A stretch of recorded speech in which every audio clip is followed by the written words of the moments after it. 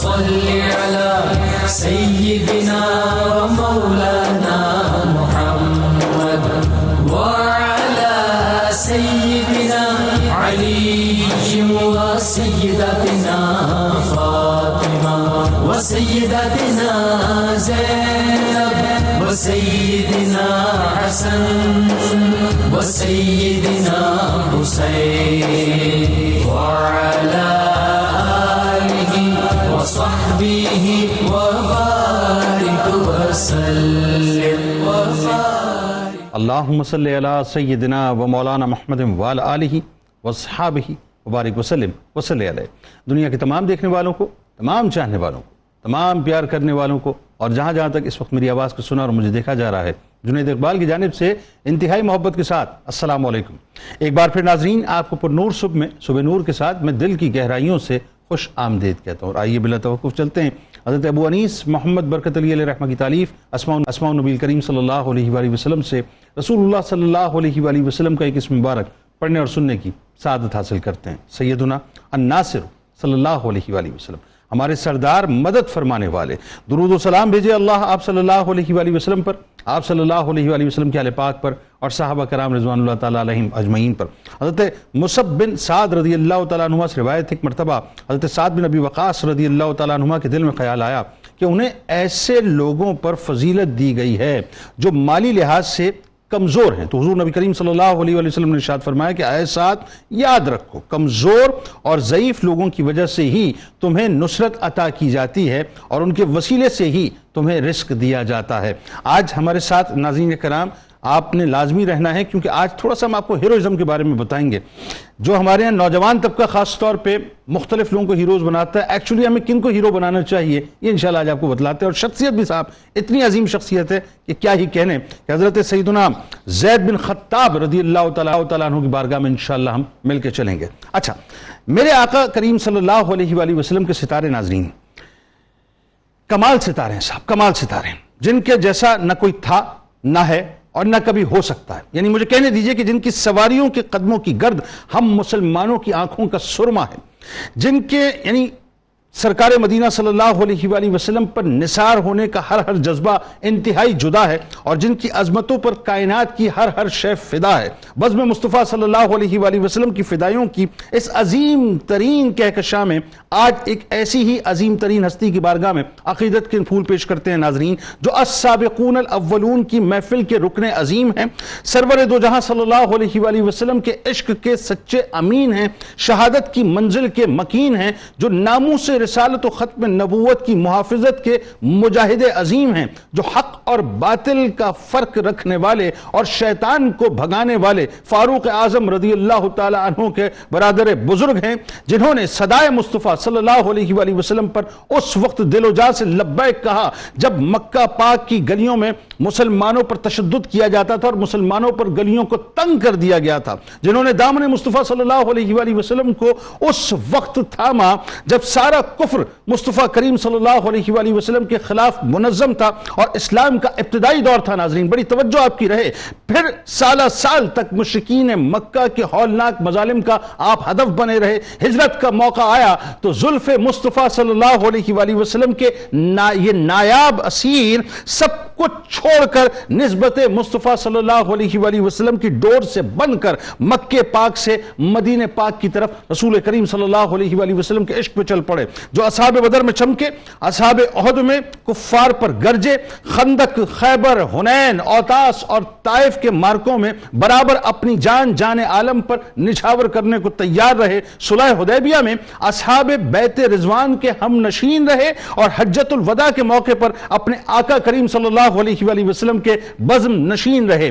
غز ناظرین حضرت زید رضی اللہ تعالی عنہ نے کیسا حسین وقت پایا کہ عہد رسالت مآب صلی اللہ علیہ وآلہ وسلم میں شاید ہی کوئی ایسا شرف ہو جو حضرت زید بن خطاب رضی اللہ تعالیٰ عنہ کے سر اقدس پر نہ سجا ہو. وہ خیر البشر صلی اللہ علیہ وآلہ وسلم کے ان جان نثاروں میں سے تھے جو حق کی حمایت میں ہمیشہ سر بکف رہتے تھے، شہادت کے تمنائی رہتے اور کسی قسم کا دباؤ، کسی قسم کا لالچ یا خوف میں نہ آتے تھے. انتہائی نڈر، بہادر اور شجاع تھے.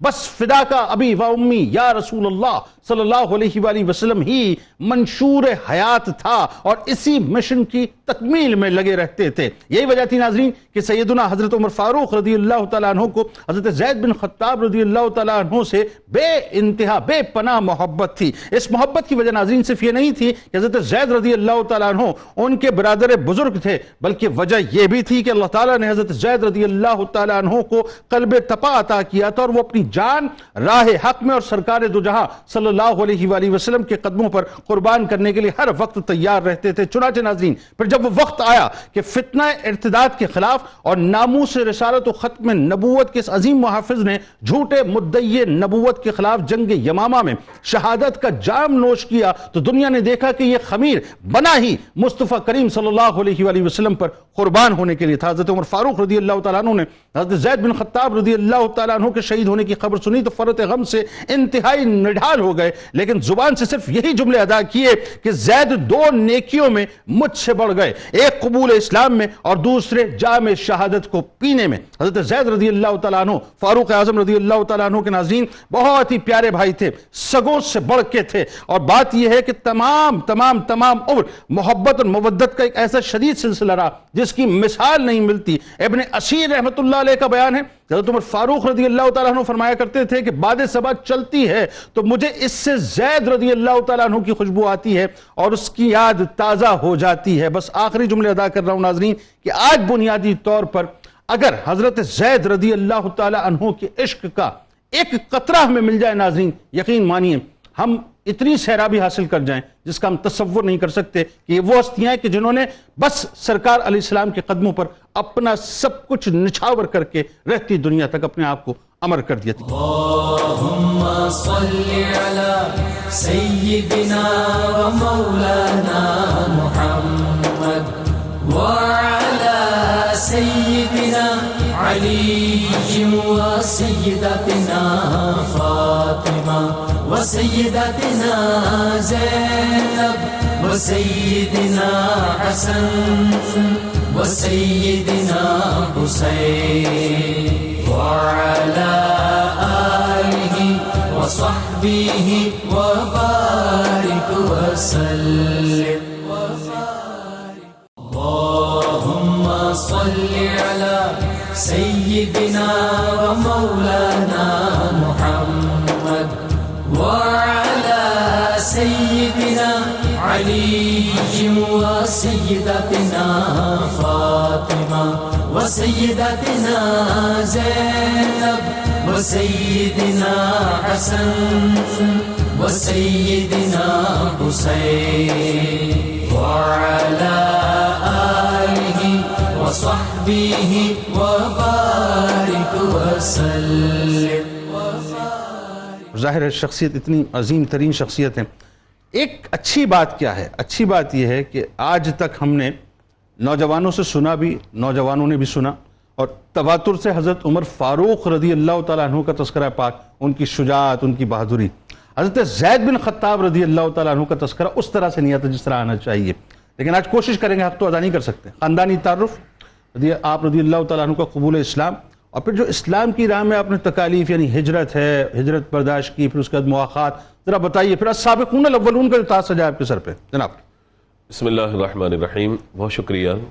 آپ نے اپنے سرنامہ کلام میں جو ذکر فرمایا کہ عام طور پر مشہور صحابہ کرام علیہم رضوان ہی کا ذکر ہوتا ہے، اور خاص طور پر اگر نبی مکرم علیہ الصلوۃ والسلام کے خلفاء میں دیکھیں تو حضرت عمر فاروق اعظم رضی اللہ تعالی عنہ کے خاندان میں یا آپ کے بھائیوں میں یا دیگر خاندان کے لوگوں میں ان کا ذکر جو ہے وہ عام طور پر سننے میں نہیں آتا.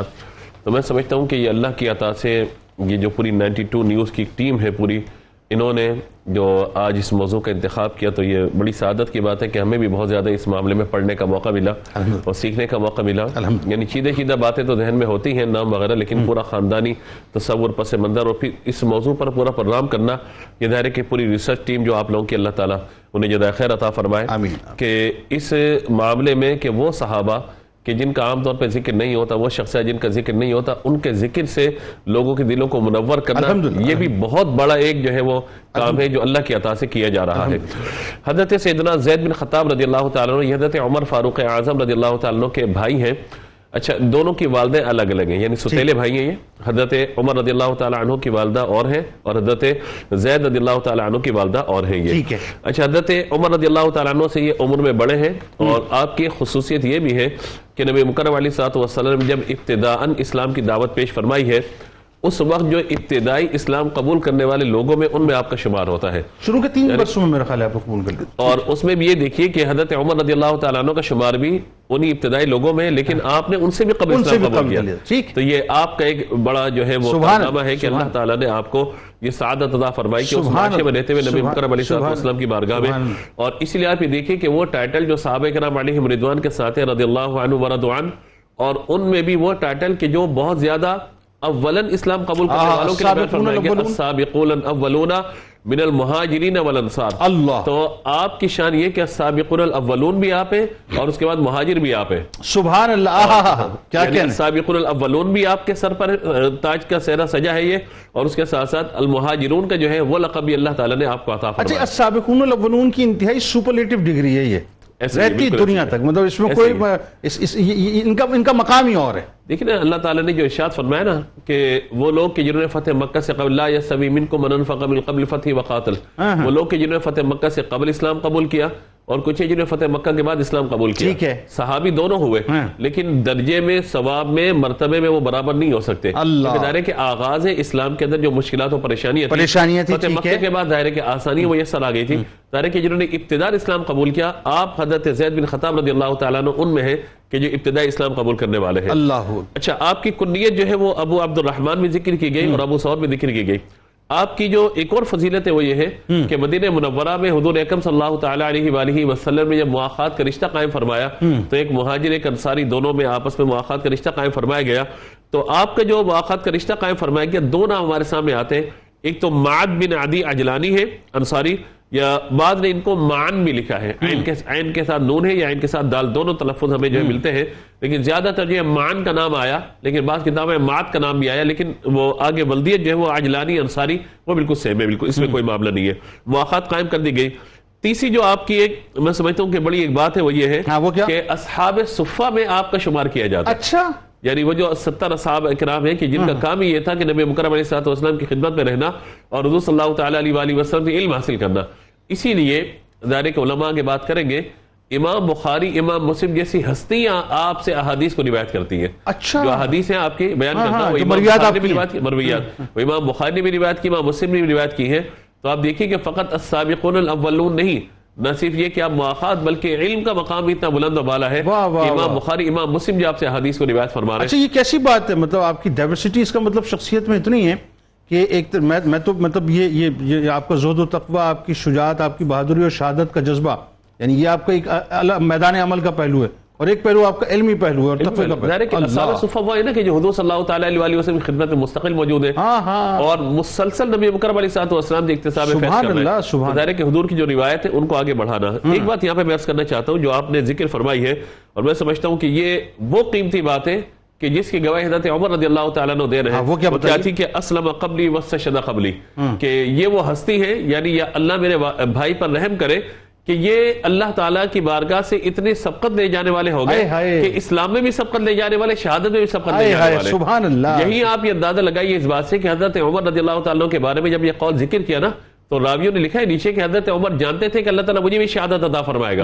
اسی جملے سے آپ اندازہ لگائے کہا کہ واستشهد قبلی, مجھ سے قبل ان کی شہادت ہوئی ہے تو اس کا مطلب ہے مجھے بھی اللہ تعالیٰ شہادت کی موت عطا فرمائے گا. سبحان اللہ, کیا خوبصورت آپ نے نقطہ اٹھایا ہے. یعنی حضرت عمر فاروق رضی اللہ تعالیٰ عنہ جو ہیں وہ بھی اپنی شہادت کے حوالے سے آگاہ تھے. سبحان اللہ. اچھا اب اس میں علامہ صاحب آپ کا خاص طور پر حضرت زید رضی اللہ تعالیٰ عنہ کا جو زہد و تقوی ہے اور پھر آپ کی بہادری, آپ کی شجاعت اور غزوات میں سرکار علیہ السلام کے سائے کی طرح بالکل ساتھ ساتھ رہنا, آپ کی خدمت میں رہنا, یعنی شوق شہادت کا جذبہ. جب وہ غزوہ احد کا واقعہ پورا میں پڑھتا ہوں, جب حضرت عمر فاروق رضی اللہ تعالیٰ عنہ اور آپ کی ایک کنورزیشن ہے, میں چاہتا ہوں ذرا بتائیے کہ بس میں کسی طرح سے قربان ہو جاؤں. بسم اللہ الرحمن الرحیم. دیکھیے سب سے پہلے تو میں یہ عرض کروں گا کہ ہمارے ناظرین کو یہ معلوم ہو کہ بہادر ہوتا کون ہے. واہ واہ کیا اچھی بات. اگر آپ بات. ماہرین نفسیات سے پوچھیں کہ بہادر کون ہوتا ہے تو کہیں گے کہ سب سے بڑا بہادر وہ ہے کہ جس کے دل سے ہر شے کے نکل جانے کا خوف نکل جائے. واہ. کوئی چیز لٹ جانے کا جو خوف دل میں ہوتا ہے واہ. وہ اگر وہ خوف نکل جائے واہ. تو انسان سب سے زیادہ بہادر ہو جاتا ہے. واہ. اب انسان کی جو زندگی ہے، اس کی جو حیات ہے، وہ اسے سب سے زیادہ محبوب اور سب سے زیادہ محترم ہوتی ہے. اب جب کسی کو اپنی جان کے لٹنے کا خوف بھی ختم ہو جائے ٹھیک. تو اس سے بڑھ کر بہادر کوئی اور نہیں ہو بات ہی سکتا. ختم ہو گئی. اسی لیے کہا کہ اس امت میں اگر کوئی ایسی صف دیکھنی ہے کہ جو سب سے زیادہ بہادر ہیں تو حضور نبی رحمت صلی اللہ علیہ وسلم کے پیارے صحابہ ہیں. اللہ. اور کمال یہ ہے کہ ناموس رسالت اور ختم نبوت کا جذبہ ایسا ہے کہ جس میں سارے خوف پھر ختم ہو جاتے ہیں. جی بالکل. اور یہاں وہ نظر آ رہی ہے اب بات. وہ خوف جب ختم ہوا تو وہ بہادری اتنی معراج پر پہنچ گئی کہ جب جان خود ہی وارنے لگ جائیں تو پھر ان سے بڑی بہادری کیا ہو سکتی ہے. اور جان سے جب بڑھ کر کوئی عزیز شے نہیں، وہ بھی لٹ رہی ہے. اس لیے کہا تھا نا کہ حسن یوسف پہ کٹی مصر میں انگشت زنا، سر کٹاتے ہیں تیرے نام پہ مردان عرب. اور یہ مردان عرب میں سے یہ ایک حضرت زید بن خطاب رضی اللہ تعالیٰ عنہ، وہ مبارک اور مقدس ہستیاں کہ جام شہادت کو نوش کرنے کے لیے ایسے خوبصورت انداز اختیار کر رہے ہیں کہ انسان حیرت میں مبتلا ہو جاتا ہے کہ یہ کیفیات آخر انہیں نصیب اور میسر کیسے آ گئی. آج یہ کیفیات ہمیں کیوں نہیں مل رہی؟ فرق صرف اتنا ہے کہ وہ براہ راست اپنی آنکھوں سے مصطفیٰ کا جلوہ کرتے. اب حضرت زید بن خطاب رضی اللہ تعالیٰ عنہ جیسے قبلہ مصطفیٰ نے ذکر فرمایا ابتداء اسلام سے حضور علیہ السلام کے ساتھ ہیں. مصائب، مشقتیں، تکالیف، پریشانیاں جیسے جیسے حضور علیہ السلام پر آ رہی ہیں ان صحابہ پر بھی آ رہی ہیں، اور جناب زید بن خطاب رضی اللہ تعالیٰ عنہ خود بھی ان تمام کو جو ہے وہ برداشت کرتے چلے جا رہے ہیں. پھر آقا کائنات صلی اللہ علیہ وسلم نے ہجرت مدینہ کا جب اجازت اور اذن عطا فرمایا تو جناب زید بن خطاب رضی اللہ تعالیٰ عنہ ہجرت فرما کر مدینہ منورہ بھی تشریف لے آئے. پھر جتنے بھی غزوات آپ دیکھتے ہیں اس مدنی دور میں، تمام غزوات میں آپ صف اول میں نظر آتے ہیں اور سب سے زیادہ جو ہے آپ کی بہادری وہاں نظر آتی ہے. بدر کا میدان دیکھ لیجئے، بدر کے میدان میں آپ ہراول دستے میں آپ شریک ہیں اور اسی بہادری اور شجاعت کے ساتھ لڑ رہے ہیں. ایک تو یہ حضرت عمر بن خطاب رضی اللہ تعالیٰ عنہ کے بڑے بھائی ہیں، ساتھ ساتھ ان کے قد کاٹ کے حوالے سے یہ کہا کہ یہ عمر بن خطاب سے بھی بڑھ کر جسامت رکھتے تھے. اچھا، جبکہ عمر بن خطاب رضی اللہ تعالیٰ عنہ ہاں کہ عام شخص کے لباس کے مقابلے میں حضرت عمر بن خطاب کا قد جو ہے وہ رانا تھا اور بڑا عظیم تھا، اور حضرت زید بن خطاب قدامت میں ان سے بھی بڑے تھے. اب آپ اس سے اندازہ لگا سکتے ہیں کہ حضرت زید بن خطاب اپنی جسامت کے حوالے سے کتنے معتبر ہیں، سامنے آنے والے پر کیسی ہیبت طاری ہوتی ہے. پھر یہ احد کے میدان کے حوالے سے جو آپ نے بات وہ بڑا لطیف واقعہ ہے. آپ جب میدان احد میں نکلے ہیں تو آپ کا سینہ مبارک جو ہے وہ برہنہ تھا، یعنی آپ نے کوئی سامان حرب جو ہے اپنے سینے پر نہیں لگا رکھا. زید بن خطاب سے حضرت عمر بن خطاب رضی اللہ تعالیٰ عنہ کی جو محبت تھی، اسی محبت کی بنا پر حضرت عمر بن خطاب رضی اللہ تعالیٰ عنہ نے اپنی زیرہ اتار کر اپنی یہ بھائی، بڑے بھائی جناب زید بن خطاب کو دے دی. دوڑتے ہوئے گئے تھے آپ کے پاس، یہ آپ کیا کر رہے ہیں؟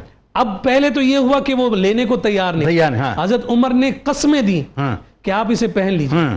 بالآخر انہوں نے بات مانی اور پہن لی، لیکن کچھ دیر بعد پھر اٹھا کر پھینک لی. کہا کہ نہیں، میں نے یہ نہیں پہنی. بھائی جان، آپ کو بھی پہنائی تھی یہ زیرہ، آپ کو نقصان ہو سکتا ہے، آپ کا سینہ برہنہ ہے، آپ اسے پہنیے.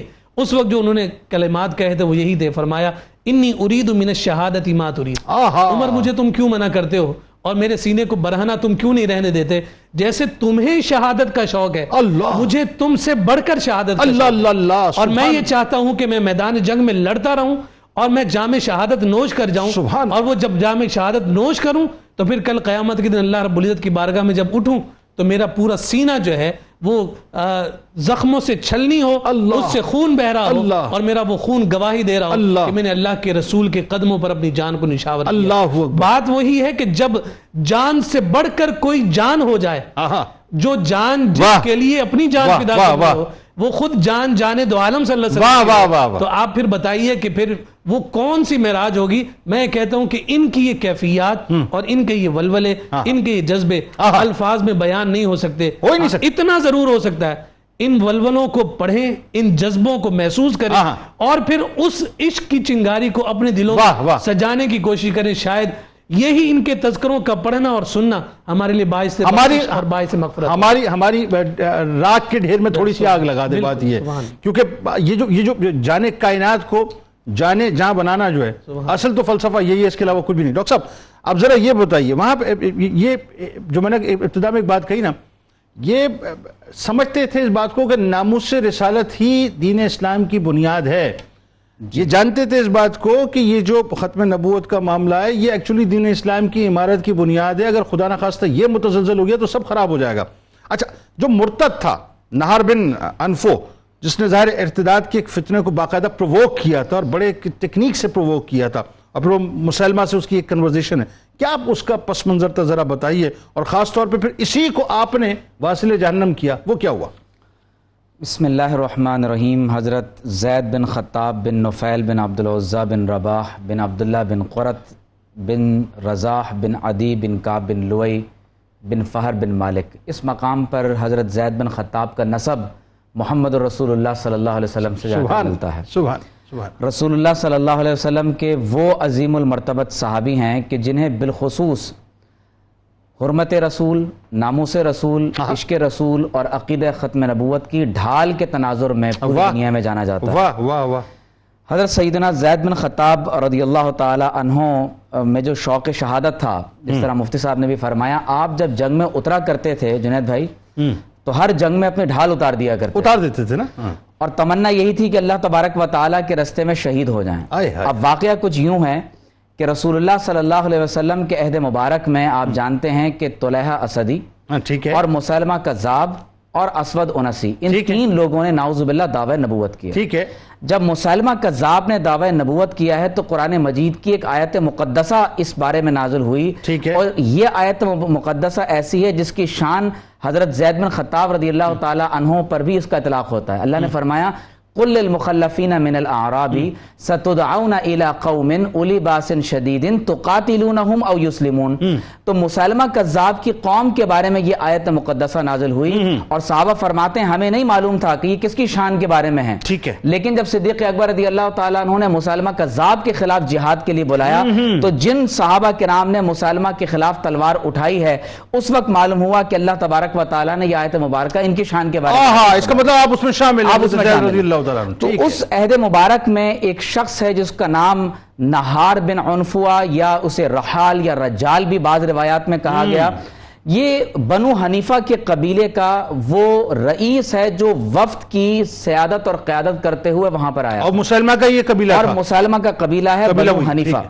اور جب رسول اللہ صلی اللہ علیہ وسلم کی طرف مسلمہ کذاب نے خط لکھا، اور نعوذ باللہ من ذالک اس نے یہ لکھا کہ فَإِنِّي قَدْ أُشْرِكْتُ فِي الْأَمْرِ مَعَكَ، کہ یا رسول اللہ صلی اللہ علیہ وسلم نعوذ باللہ من ذالک، مجھے کار نبوت میں آپ کا شریک بنا دیا گیا ہے. پارٹنرشپ کا جو اس نے کلیم. تو آپ صلی اللہ علیہ وسلم نے اس شخص کو جواب میں کذاب لکھا اور فرمایا وَالسَّلَامُ عَلَى مَنِ اتَّبَعَ الْهُدَى، کہ اسلامی ریاست میں تو امن و امان منکر ختم نبوت کے لیے نہیں ہو سکتی. بالکل ٹھیک. اب رسول اللہ صلی اللہ علیہ وسلم نے اپنی حیات طیبہ میں اس فتنے کو کذاب ڈکلیئر فرما دیا. درست. جب صدیق اکبر رضی اللہ تعالی عنہ کا دور آیا تو یہ جو شخص ہے رجال یا نہار یا رحال، اس کے بارے میں کہا جاتا ہے کہ یہ حضور علیہ السلام کی خدمت میں حاضر ہوا تھا بنو حنیفہ کے ساتھ. اس نے اسلام قبول کیا، سورۃ البقرہ کو حفظ کیا، اور حضرت ابو ہریرہ رضی اللہ تعالیٰ عنہ فرماتے ہیں کہ جب میں اس کو عبادت کرتے دیکھتا، تلاوت کرتے دیکھتا، تو مجھے اس پر رشک ہوتا تھا کہ یہ نہ جانے کس قدر عظیم مرتبے پر نعوذ باللہ من ذالک فائز ہو چکا ہے. یعنی آج کے لیے بھی پیغام ہے کہ دھوکے مت کھانا. جی، عبادت مت جانا. اگر دل میں ایمان نہیں ہے، دل میں نفاق ہے، تو عبادت دشمن رسول کی دشمنی کے ساتھ نعوذ باللہ من ذالک کسی بھی طور پر اگر حضور کی دشمنی کسی کے دل میں، تو ایمان نفع نہیں دیتا. غلامی رسول کا چولا ہو تب ایمان لانا بات ہی. اب آپ دیکھیے کہ حدیث شریف میں ہے کہ رسول اللہ صلی اللہ علیہ وسلم نے ایک مرتبہ، حضرت ابو ہریرہ رضی اللہ تعالیٰ عنہ فرماتے ہیں کہ آپ صلی اللہ علیہ وسلم تشریف فرماتے، وہاں پر فرماتے میں بھی بیٹھا ہوا تھا اور یہ جو شخص ہے یہ بھی وہاں پر موجود تھا. تو حضور علیہ الصلوۃ والسلام نے وہاں پر ایک جملہ ارشاد فرمایا، فرمایا کہ اس مجمع میں ایک ایسا شخص ہے کہ اس کی ڈاڑھ احد پہاڑ سے زیادہ بڑی ہوگی اور اس کا ٹھکانہ جہنم ہوگا. اب حدیث میں آتا ہے کہ حضرت ابو ہریرہ رضی اللہ تعالیٰ عنہ فرماتے ہیں کہ جب آپ صلی اللہ علیہ وسلم نے یہ بات فرمائی تو تمام لوگ جو وہاں بیٹھے ہوئے تھے وہ شہید ہو چکے تھے، اب 2 ہی لوگ باقی رہ گئے تھے. فرماتے ہیں کہ جب میں اپنے آپ کو دیکھتا تو مجھے کبھی کبھی شک ہو جاتا کہ یہ تو بڑا عبادت گزار ہے، لیکن جب وہ شخص بنو حنیفہ کے ساتھ جا کر مل گیا تو حضرت ابو ہریرہ رضی اللہ تعالیٰ عنہ فرماتے ہیں کہ اس وقت مجھے یقین ہو گیا کہ یہی نار جہنم کا مستحق ہے. اسی نے پوری لابی بنائی. یہاں پر ایک قابل توجہ بات یہ ہے کہ جب مسلمہ کذاب کے پاس حضرت صدیق اکبر نے اس نہار کو وہاں پر دوبارہ ایک وفد کا سربراہ بنا کر بھیجا تو نہار نے وہاں جا کر جھوٹ بولا اور یہ بات قابل توجہ، اس نے جھوٹے دعوی نبوت کی تصدیق کی، اس نے یہاں تک کہا کہ سرکار علیہ السلام یہ کہتے ہیں کہ حضور علیہ السلام کی طرف جھوٹی حدیث منسوب کی کہ نعوذ باللہ آپ صلی اللہ علیہ وسلم نے اس شخص کو کار نبوت میں اپنا شریک بنا لیا ہے، اسی لیے حضرت زید بن خطاب نے یہ قسم اٹھائی کہ اس شخص کو میں قتل کروں گا، اور مسیلمہ کذاب کے خلاف مارکے میں حضرت زید بن خطاب نے اسے قتل کیا، اور محدثین نے لکھا ہے کہ اس شخص کا فتنہ مسیلمہ کذاب کے فتنے سے زیادہ بڑا اصل میں اس فتنے کو بنایا ہی اس نے نا. دیکھیں نا سرکار علیہ السلام پہ معاذ اللہ اس نے بہتان باندھا. جب مسلمہ کے پاس ہی گیا تو جا کے اس نے یہ سٹیٹمنٹ دی نا کہ رسول کریم صلی اللہ علیہ وسلم نے جو ہے وہ انڈورس کیا ہے کہ جو مسلمہ کہتا ہے. مسلمہ تو دعوی نبوت کر چکا ہے، وہی کر چکا اس نے جا کر جھوٹے دعوی نبوت میں وہی انڈورس کیا. ہاں وہی بات وہی ہے. تو اس کا مطلب یہ ہوا کہ جھوٹے دعوی نبوت کی تصدیق کرنے والے کا حکم ایگزیکٹلی. اللہم صلی علی سیدنا و مولانا محمد وعلى سيدنا علي وسيدتنا فاطمة وسيدتنا زينب وسيدنا حسن وسيدنا حسين وعلى آله وصحبه وبارك وسلم. اللهم صل على سيدنا ومولانا محمد وعلى سيدنا علي وسيدتنا فاطمة وسيدتنا زينب وسيدنا حسن وسيدنا حسين وعلى آله وصحبه وبارك وسلم. آئیے جناب وہیں سے بات کا آغاز کرتے ہیں اسی جذبے کے تسلسل میں ختم نبوت کی محافظت اور فتنہ ارتداد کی سرکوبی کے لیے. پہلے ظاہر ہے اس سے پہلے طلحہ کا بھی ذرا معاملہ ہے، اس پہ بھی ذرا بات کیجئے گا آپ، اس پہ اس کے خلاف لڑنا. اور جنگ یمامہ میں جو آپ کا جوش و جذبہ ہے مسلمانوں کو متحرک کرنا، اور جو آپ کی ایک موٹیویشنل اسپیچ تھی، میں چاہتا ہوں اس پہ ذرا گفتگو فرمائیے. جی بسم اللہ الرحمن الرحیم. دیکھیے آپ نے جس طرف اشارہ کیا یہ حضرت زید بن خطاب رضی اللہ تعالیٰ عنہ کی زندگی کا نہایت ہی اہم پہلو ہے. یعنی نبی مکرم علیہ الصلوۃ والسلام کی ختم نبوت کے لیے اپنا سب کچھ قربان کر دینا. اچھا جہاد کا آپ کا ذکر ہوا، شجاعت کا آپ کا ذکر ہوا، تمام جنگوں میں حضور کے ساتھ رہنے کا ذکر ہوا، خطبہ حجۃ الوداع کے موقع پہ نبی مکرم علیہ الصلوۃ والسلام کے بالکل قریب، اور وہاں سے ان روایات کو لینا کہ جن میں بیان فرمایا گیا کہ جو خود پہنتے ہو اپنے غلاموں کو پہناؤ، جو خود کھاتے ہو اپنے غلاموں کو کھلاؤ، یہ روایت جو بیان کی گئی. اب یہ معاملہ ہے کہ نبی مکرم علیہ الصلوۃ والسلام نے جب اپنی ظاہری حیات کو مکمل فرمایا، دنیا سے پردہ فرمایا، تو جہاں مرتدین زکوٰۃ آئے ہیں وہیں پر جو ہے یہ نبی مکرم علیہ الصلوۃ والسلام کی نبوت کے خلاف جو باتیں کی گئی ہیں، ختم نبوت کا معاملہ جو ہے اس کو ختم کرنے کے ساتھ لوگوں نے اپنی اپنی طرف سے نبوت کے دعوے کرنے شروع کر دیے. نبی مکرم علیہ الصلوۃ والسلام کی دنیا سے پردہ فرمانے کے بعد کہا جاتا ہے جو سب سے بڑا ایک فتنہ اٹھا تھا وہ ختم نبوت کا معاملہ تھا. یہ کہ اس نے جب مسیلمہ کذاب نے جو یہ کیا، اور اس سے پہلے جو آپ نے طلحہ کا ذکر کیا، طلحہ کے خلاف جب صدیق اکبر رضی اللہ تعالیٰ عنہ نے جب پورا لشکر ترتیب دیا تو 200 سواروں کو جو ہے آپ کو نمائندہ بنا کے بھیجا تھا. جی بالکل ایسے تھا. اور اس میں یہ بھی آپ دیکھیے کہ جب یہ معاملہ ہوا تو مورخ طبری جو ہے انہوں نے لکھا ہے اس بات کو، کہتے ہیں کہ مسلمانوں پر جتنی بھی جنگیں مسلط کی گئی ہے اس سے بڑی آزمائش اور اس سے بڑی جنگ کبھی مسلمانوں کو نہیں ہوئی. یعنی ختم نبوت کا معاملہ. اور اسی جنگ میں آپ یہ دیکھیے کہ جہاں 1000 سے زیادہ صحابہ کرام کی شہادت ہے، 1200 سے زیادہ شہادتوں کا ذکر کیا جاتا ہے، ان میں 700 وہ صحابہ جو حفاظ کرام ہیں. اچھا کمال یہ علامہ صاحب ایک جملہ پھر آپ اس موضوع پہ آ جائیے کہ پوری اسلامک ہسٹری کے اندر جو تقریباً 100 کے قریب غزوات اور مطلب اس رائے ہوئے اس میں 250 کے قریب شہادتیں ٹوٹالٹی میں، اور یہ 1250 سے اوپر شہادتیں صرف ایک جنگ کے اندر. اچھا اب ہوا کیا ذرا یہ بتائیے یمامہ میں جو جوش و جذبہ اور شہادت آپ کی کیسے ہوئی ہے؟ دیکھیے جب یہاں سے لشکر روانہ ہوا ہے تو بہت سارے صحابہ کرام علیہم رضوان کو پہلے روانہ کیا جا چکا تھا، لیکن جب یہاں سے انصار و مہاجرین کی جماعت گئی ہے یہاں سے تو انصار میں حضرت ثابت بن قیس رضی اللہ تعالیٰ عنہ کو لشکر کا امیر بنایا گیا، اور مہاجرین کا جھنڈا اللہ تبارک و تعالیٰ کے حکم سے اور اللہ کی عطا سے خاص آپ کو عطا فرمایا گیا، زید بن خطاب رضی اللہ تعالیٰ کو. حالانکہ آپ دیکھیں کتنے بڑے بڑے صحابہ اکابرین موجود ہیں، لیکن اللہ تعالیٰ نے یہ آپ کو عطا فرمایا علم.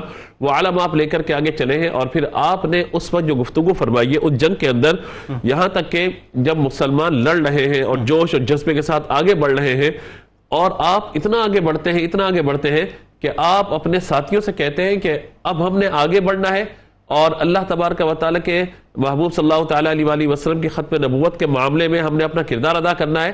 اور یہاں تک آپ نے جملے ارشاد فرمایا کہ اب میں اس وقت تک بات نہیں کروں گا جب تک کہ میں دشمنوں کا منہ نہ پھیر دوں. یہ ایک بڑا ہی آپ کی سٹیٹمنٹ تھی کہ آپ کے جو ساتھی تھے سارے صحابہ کرام علیہم رضوان اور دیگر لوگ, آپ نے ان کے سامنے بات کی کہ میں کوئی بات نہیں کروں گا جب تک کہ اس فتنے کی سر کو بھی نہ کر دوں. اور دوسرا آپ نے کہا کہ اگر میں یہ نہ کر سکا تو کم از کم اپنی جان لڑتے لڑتے اللہ تعالیٰ کے حضور اپنی جان کو پیش کر دوں گا. تو جب آپ نے یہ باتیں ارشاد فرمائی تو مسلمان جو ہے بڑی تیزی سے حملہ آور ہوئے, کیونکہ مسئلہ یہ تھا کہ مسلمہ کذاب جو تھا اس نے جو پورا لباس پہنا ہوا تھا اور جس قلعے کے اندر وہ موجود تھا اور جو حفاظتی دستوں سے معمور تھا تو اس تک پہنچنا آسان نہیں تھا. اس جنگ کے اندر ایک بات اور بڑی اہم ترین ہے, وہ یہ ہے کہ حضرت سیدنا زید بن ثابت رضی اللہ تعالیٰ کی جو ہم بات کر رہے ہیں, تو آپ نے جب یہ بات کی ہے اور آگے بڑھتے ہوئے چلے گئے ہیں آپ, تو حضرت وحشی رضی اللہ تعالیٰ عنہ نے بھی آپ کو دیکھ لیا کہ آپ جو ہے مطلب آگے بڑھ رہے ہیں, تو ان کی خواہش یہ تھی کہ میں جا کر مسلمہ کذاب کو ماروں. اور زید رضی اللہ تعالیٰ عنہ کی خواہش تھی, حضرت زید کی خواہش تھی کہ میں جو ہے اس کی سر کو بھی کروں, واصل جہنم کروں. اور حضرت وحشی کہتے ہیں کہ اس وقت مجھے خواہش یہ تھی کہ حضرت زید جس نے آگے بڑھتے جا رہے ہیں, آج میں چاہتا ہوں کہ اپنی جو پرانا میرا معاملہ تھا حضرت امیر حمزہ رضی اللہ تعالیٰ کی شہادت والا, تو آج میں چاہتا ہوں کہ میں اس معاملے کو کر کے آگے نکل جاؤں اور میں تاریخ میں لکھا جاؤں کہ میں نے آج جو حضور صلی اللہ تعالیٰ علیہ وسلم کے بعد نبوت کا دعویٰ کرنے والا تھا اس کو میں نے واصل جہنم کر دیا. تو کہتے ہیں کہ ادھر حضرت زید آگے بڑھ رہے تھے, اللہ تعالیٰ نے انہیں شہادت عطا فرما دی اور اللہ نے مجھے موقع دیا وہاں پہنچنے کا, تو میں نے اپنے نیزے سے اس پر ایسا حملہ کیا کہ اس کو ہمیشہ کے لیے ختم کر کے رکھ دیا. اس میں ایک اور جو بڑی اہم ترین بات ہے کہ اب آپ کی شہادت جب ہو جاتی ہے, یہاں ذرا لوگوں کو یہ بھی سمجھ آیا کہ ہمارے یہاں جو سوتیل پن کی ہم بات کرتے ہیں کہ جی وہ سوتیلا بھائی ہے, وہ فیل نہیں آتی جو سگو جیسی ہونی چاہیے. یہاں تو مسئلہ یہ ہے کہ یہ فرق رکھا ہی نہیں. سیدنا عمر فاروق رضی اللہ تعالیٰ عنہ نے سیدنا زید رضی اللہ تعالیٰ عنہ آپس میں, تو جو محبت اور مودت تھی اور جو جذبات تھے اور جس طرح سے حضرت عمر فاروق رضی اللہ تعالیٰ عنہ نے خراج تحسین پیش کیا آپ کو, وہ بتائیے ذرا. بسم اللہ الرحمن الرحیم. یہ بڑی خوبصورت گفتگو چل رہی ہے اور یہاں حضرت زید بن خطاب رضی اللہ تعالیٰ عنہ سے حضرت عمر فاروق رضی اللہ تعالیٰ عنہ کی جو محبت ہے اس کا جب ہم تذکرہ کرتے ہیں, تو میں یہاں ضمناً ایک بات عرض کرنا چاہتا ہوں. یہ جو شہادت ہے, اس شہادت کی خواہش اور آرزو ہر صاحب ایمان کو تو ہوتی ہے, بالکل ٹھیک ہے, لیکن جس کیفیات کے ساتھ اور جن جذبات کے ساتھ ان صحابہ کو تھی وہ کسی کو نہیں. خود جناب عمر فاروق رضی اللہ تعالیٰ عنہ کی دعا ہمارے سامنے ہے کہ وہ یہ کہا کرتے تھے کہ باری تعالیٰ مجھے محبوب کے شہر میں شہادت کی موت عطا فرما, اور حضور نبی رحمت صلی اللہ علیہ وسلم کی وساطت اور وسیلے سے ان کی دعا قبول بھی کیسے ہوئی. پھر شہادت کا درجہ یہ ہے کہ حضرت انس بن مالک رضی اللہ تعالیٰ عنہ کہتے ہیں کہ آقا کائنات صلی اللہ علیہ وسلم نے فرمایا کل قیامت کے دن سارے نامہ اعمال لے کر کھڑے ہوں گے, ایک لشکر جو ہے وہ آگے بڑھے گا, انہوں نے اپنی گردنوں پر تلواریں رکھی ہوں گی, ان تلواروں سے خون بہ رہا ہوگا اور وہ جنت کے دروازوں کی جانب دوڑے چلے جائیں گے. لوگ پوچھیں گے یہ کون ہے؟ کہا یہ زندہ تھے, رزق دیے جا رہے تھے اس لیے کہ انہوں نے اللہ کی راہ میں اپنی جان کو نچھاور کیا. سبحان. اب یہ فرامین جنہوں نے حضور سے براہ راست سنے اللہ, تو انہیں تو موت زندگی سے زیادہ پیاری. واہ واہ واہ, کیا اچھی بات ہے. اور پھر اس موت کے لیے وہ کس قدر جو ہے اپنے آپ کو قربان کرنے کے لیے اور اپنے آپ کو آباد دوسرے لفظوں میں کرنے کے لیے تیار اور آمادہ تھے. اب یہاں جیسے کہ اس محبت اور الفت کا ذکر ہو رہا ہے جو حضرت عمر فاروق رضی اللہ تعالیٰ عنہ نے جناب زید بن خطاب سے فرمائی. یہ جو شخص ہے جس کا نام ذکر کیا جاتا ہے متمم بن نویرہ, اس کا بھائی جو ہے وہ ایک جنگ میں جب دنیا سے چلا گیا تو اپنے بھائی کی محبت میں جو ہے وہ بہت زیادہ رویا کرتا, یہاں تک کہ وہ خود شاعر تھا تو اس نے مرثیے لکھے, اپنے بھائی کی محبت میں وہ روتا ہے, مرثیے لکھتا ہے. اور ایک دفعہ راہ چلتے ہوئے اس کا سامنا جناب عمر فاروق رضی اللہ تعالیٰ عنہ سے ہو. اس سے پہلے ایک بات اور, وہ مرثیہ ایسا تھا کہ وہ جب بھی سناتا تھا زارو قطار روتا تھا, اور جب کسی کو سناتا تھا وہ بھی دھارے مار مار کے روتے تھے. یعنی یہ بھی بڑی مرثیہ کا بنیادی تقاضا ہی یہ ہوا کرتا ہے کہ پڑھنے والا خود بھی روئے اور سننے والا ایسے ہی. اچھا, اب جب وہ آمنا سامنا ہو گیا تو اب حضرت عمر فاروق رضی اللہ تعالیٰ عنہ نے اس سے دریافت کیا اور کہا کہ تمہیں اپنے بھائی کے جانے کا غم ہے, کتنا غم ہے؟ تو اس نے کہا کہ میری ایک آنکھ میں بیماری تھی جس کی وجہ سے اس آنکھ سے آنسو نہیں بہتا تھا, لیکن بھائی کا غم اتنا ہے کہ جو آنسو سوکھی آنکھ تھی اس سے ایسے آنسو بہ رہے ہیں کہ ابھی تک رکے نہیں. اس پر حضرت عمر فاروق رضی اللہ تعالیٰ عنہ نے فرمایا کہ یہ رنج و علم کی آخری حد ہے, کوئی کیا جانے کہ تیرا غم کتنا بڑا ہے، اس سے بڑھ کر کوئی غم نہیں کر سکتا. اور چونکہ یہ بھائی کی محبت میں روتا تھا تو حضرت عمر فاروق رضی اللہ تعالیٰ عنہ کو اپنے بھائی زید بن خطاب یاد آ گیا. ٹھیک. اور انہوں نے کہا کہ اگر میں بھی شاعر ہوتا تو میں اپنے بھائی کے لیے بھی مرثیہ کہتا. اس پر اس نے جواب میں کہا کہ اگر میرا بھائی شہید ہوتا، اس نے جواب میں کہا کہ اگر میرا بھائی شہید ہوتا تو میں کبھی اشک باری نہ کرتا. ٹھیک. حضرت عمر فاروق رضی اللہ تعالیٰ عنہ نے کہا کہ اس سے بڑھ کر تعزیت کوئی اور نہیں ہو سکتی، بہترین تعزیت نہیں ہو سکتی. یعنی شہادت کا جو مرتبہ ہے، شہادت کا جو مقام ہے، اس جانب جب توجہ گئی کہ میرے بھائی کو شہادت کا مرتبہ اور رتبہ ملا ہے، پھر اس شہادت پر پھر رونا اور اس کو یاد کرنا نہیں. اس نے جو مقام اور مرتبے حاصل کیے ہیں وہ کسی سے ڈھکے چھپے نہیں. اسی جانب اس وقت بھی اشارہ میں نظر آتا ہے حضرت سعد بن معاذ رضی اللہ تعالی عنہ کا، جب غزوہ خندق میں ان کی شہادت ہوئی، زخمی ہو گئے تھے، بعد میں ان کی شہادت ہوئی، خود حضور نبی رحمت صلی اللہ علیہ وآلہ وسلم نے جنازے کو کندھا بھی دیا. قبر میں حضور نے سعد بن معاذ کو خود اتارا تھا. جب جنازہ جا رہا تھا ان کی بڑھیا والدہ جو ہے وہ بیٹھی رو رہی، اور حضرت عمر فاروق رضی اللہ تعالیٰ عنہ نے گھورتے تھے کہ چپ ہو جا، تو کیوں روتی ہے، تیرے بیٹے کو شہادت کا مقام اور مرتبہ ملا ہے.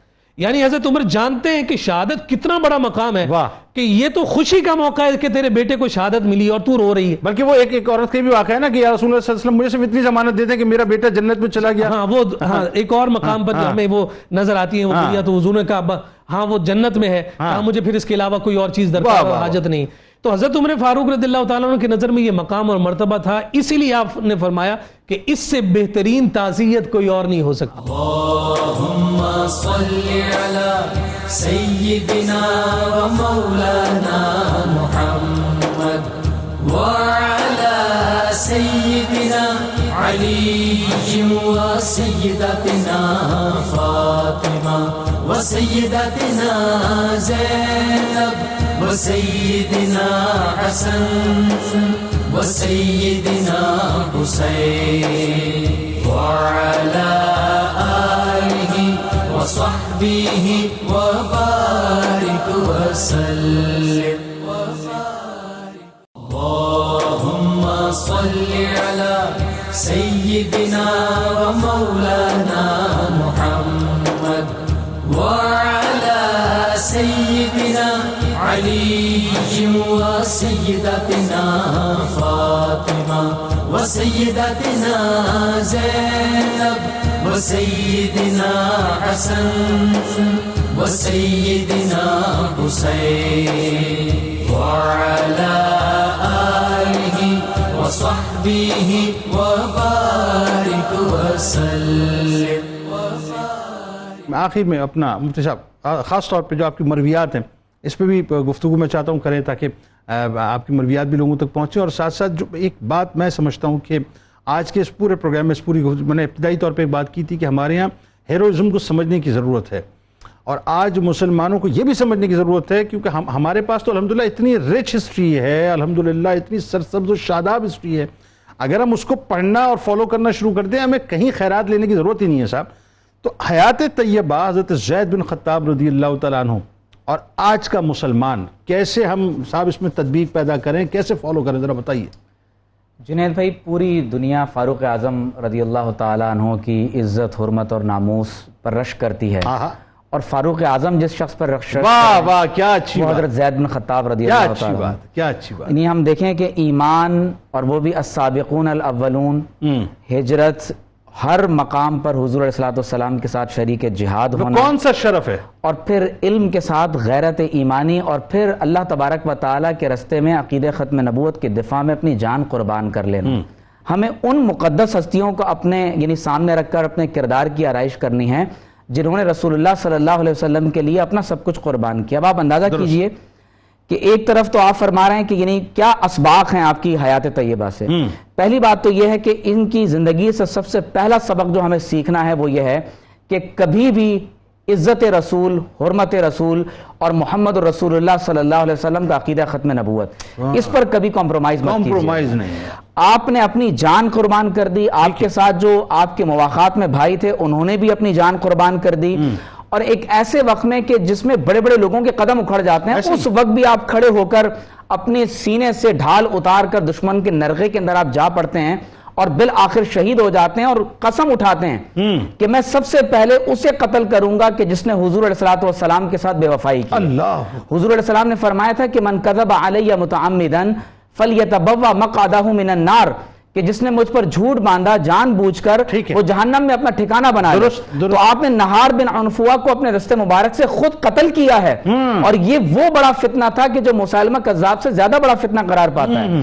پھر آپ یہ دیکھیے کہ آپ رضی اللہ تعالیٰ عنہ کی جو مرویات ہیں آپ سے، حضرت عبداللہ بن عمر اور حضرت عبد الرحمن بن زید جو آپ کے بیٹے ہیں، ان دونوں نے آپ سے روایات جو ہے وہ احادیث کی ہیں، جن میں بڑی دو جو متعلقہ احادیث ہیں وہ بہت مشہور ہیں. ایک حدیث تو وہ ہے جس کا ذکر مفتی صاحب نے فرمایا کہ حضور علیہ السلام نے حجۃ الوداع کے موقع پہ کہ تم اپنے غلاموں کے لیے یعنی جو سلوک اپنے ساتھ کرتے ہو، جو خود کھاتے ہو غلاموں کو کھلاؤ، جو خود پہنتے ہو اپنے غلاموں کو پہناؤ، اور خاص طور پر جو گھروں کے اندر ڈومیسٹک اینیملز ہوتے ہیں آپ صلی اللہ علیہ وسلم نے ان کو مارنے سے منع فرمایا ہے. ٹھیک ہے. تو وہ احادیث بھی حضرت زید بن خطاب رضی اللہ تعالی عنہ نے روایت فرمائی ہے. سبحان اللہ. پھر آپ یہ دیکھیے کہ آپ رضی اللہ تعالیٰ عنہ کی جو پوری حیات طیبہ ہے اس کا اگر ہم جسٹ اور سبسٹنس دیکھنا چاہتے ہیں تو میں یہ سمجھتا ہوں کہ وہ حضور علیہ الصلوۃ والسلام کی عزت اور حرمت اور محبت ہے. بہت شکریہ آپ تینوں احباب کا، آپ تشریف لائے. آئیے آپ کو لیے چلتے کتاب الشفا کی جانب. گمشدہ چیز کی بازیابی کا عمل آپ کو بتلاتے ہیں. کسی چیز کے گم ہو جانے پر 10,000 مرتبہ یا مالک الملک پڑھنے سے گمشدہ چیز مل جاتی ہے. حضرت علی کرم اللہ وجہ الکریم کا قول مبارک ہے کہ وہ خاموشی جس سے وقار حاصل ہو اس گفتگو سے بہت اچھی ہے. بلکہ میں اس کو ریپیٹ کرتا ہوں اس طرح سے کہ بہت سے لوگ بہت زیادہ گفتگو کرتے ہیں، بہت زیادہ بولتے ہیں. ان کے لیے قول بڑا کمال ہے صاحب کہ وہ خاموشی جس سے وقار حاصل ہو اس گفتگو سے اچھی ہے جس سے آر لاحق ہو جائے. اللہم صلی علی سیدنا و مولانا محمد وعلی سیدنا علی و سیدتنا فاطمہ و سیدتنا زینب و سیدنا حسن وسيدنا حسين وعلى آله وصحبه وبارك وسلم.